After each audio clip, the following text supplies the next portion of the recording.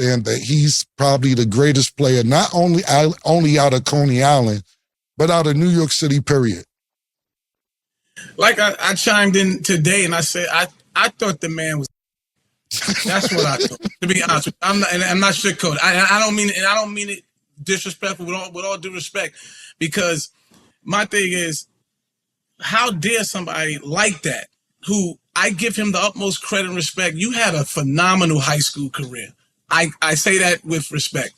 Not putting him over the Lou Alcindors, the Kenny Andersons, the Pearl Washingtons, and the list goes on.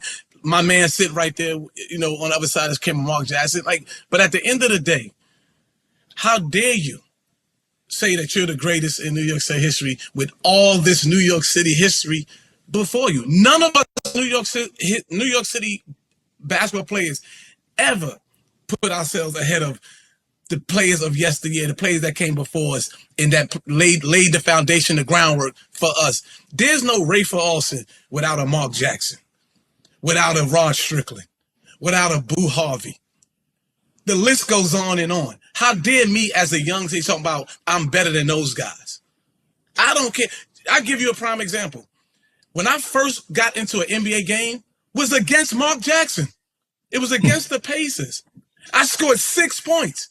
You think I'm going to call Queens, God bless his soul, may he rest in peace, his brother was my best friend? You think I'm going to call Escalade like, yo, I bust Mark Jackson's ass? Why would I say, because I scored 6 points on Mark? Forget the fact that Mark won and Mark backed me down and had 13 points and 13 assists. That goes out the window because I scored a measly 6 point on such an iconic individual. That's the problem I have with Sebastian. It's like, I understand that when you're young, you have this persona and you have this feeling about yourself. And we all in New York and everywhere, we taught and raised to don't say someone's better than you. But when you get to a certain age in life, reality's reality, and we're grown men.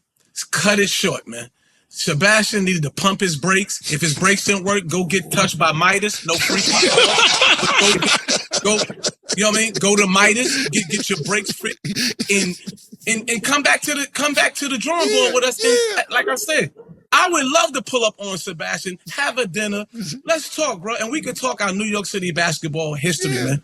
Yeah. And I would tell him, in no shape, form, or fashion can Sebastian Telfair mess with me on a basketball court.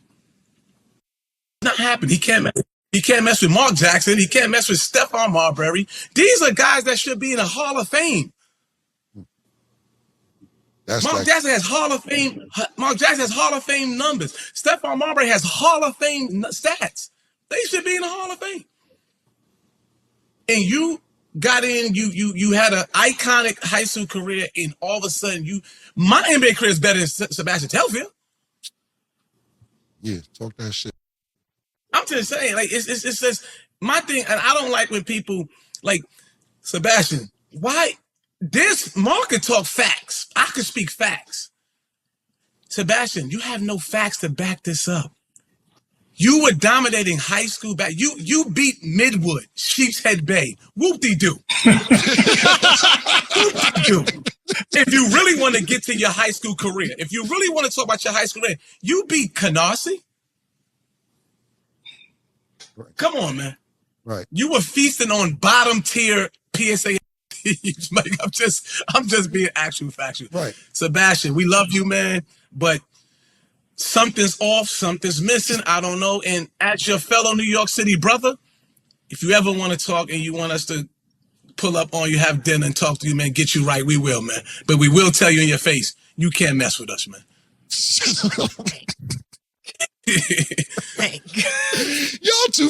y'all from some different parts of Queens, because that was some hardcore Queens shit going on just now. God damn, Nella, woo, right, woo. Oh, my earpiece fell out on that shit right there, boy. And the man he talked about culture. Yeah. I was a culture phenomenon, and I had no idea that what I was, nor did I care about it at the time, because Ken, I was 15, 16, 17 years old, and they trying to say, a prime example, they try to say I was one of the greatest street ball player. I tell people, no, I wasn't. What about the Fly Williams? What about the Earl Man? What about those guys? The Joe Hammonds? They one time they said I was the greatest player to ever play in Rucker Park.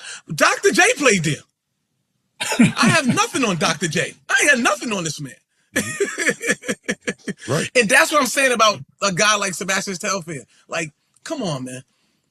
These dudes, there's people that came before you laid the foundation. They even laid the foundation of what it is to be the greatest New York City high school basketball player. When high school basketball played, when Mark and them was playing and all that high school basketball, damn near every team from Catholic school to plus was nice. They was nice. You got one team with Walter Berry. You got Chris Mullin at one high school. You got all these different schools. Pearl Washington at Boys and Girls. Like this, the list.